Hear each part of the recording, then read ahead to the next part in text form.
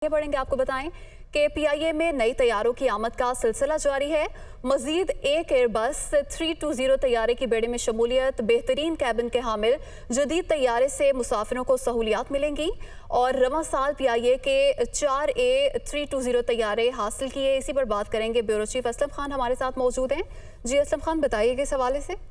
देखिए, पीआईए ने अपने फ्लीट को बेहतर बनाने के लिए, मुसाफिरों को बेहतर सहूलियात की फराहमी के लिए 4A320 तैयारे खरीदे थे। इस साल तीसरा तैयारा शारजा से इस्लामाबाद पहुंच गया है। चौथा तैयारा जो A320 सीरीज का है वो चंद रोज में पहुंचेगा, जिसके बाद पीआईए की जो बीड़ा है उसमें तादाद उसकी एयरबस तैयारों की 14 हो जाएगी। ATR तैयारे भी हैं पीआईए के फ्लीट में और उसके साथ साथ बोइंग 777 तैयारे भी हैं। मजमूई तौर पर पीआईए के पास 32 तैयारे इस वक्त मौजूद है।